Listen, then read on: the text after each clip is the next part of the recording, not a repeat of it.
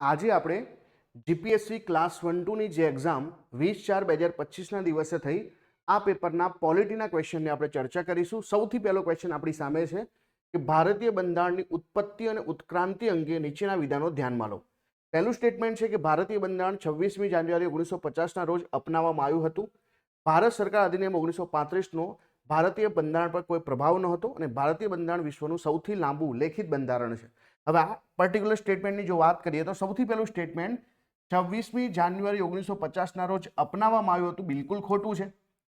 એકચ્યુઅલીમાં તો જે છે આપણે 26 નવેમ્બર 1949ના દિવસે આપણે બંધારણ અપનાવ્યું હતું, પરંતુ આને લાગુ ક્યારે કર્યું હતું, એન્ફોર્સ ક્યારે કર્યું હતું? 26મી જાન્યુઆરી 1950ના દિવસે. એટલે કે પહેલું વિધાન અહીંયા બિલકુલ ખોટું છે.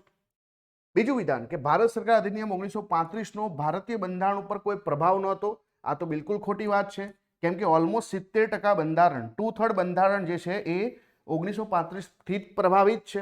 એટલે બીજું વાક્ય પણ ખોટું છે. ત્રીજું વાક્ય તો આપણે બધા જાણીએ જ છે કે વિશ્વનું સૌથી લાંબુ લેખિત બંધારણ છે, બિલકુલ સાચું છે. હવે આપણો જવાબ જે છે ફક્ત 3 આવવો જોઈએ. એક પણ ઓપ્શનમાં ફક્ત 3 નથી. જીપીએસસી પોતાની પ્રોવિઝનલ આન્સર કીમાં જે જવાબ આપ્યો છે 1 અને 3 આપ્યો છે, પણ એ ખોટો છે. ફક્ત 3 જે છે સાચું આવે. બરાબર, તો આ જવાબ જે છે સુધરશે, ફક્ત 3 જે છે જવાબ આવે.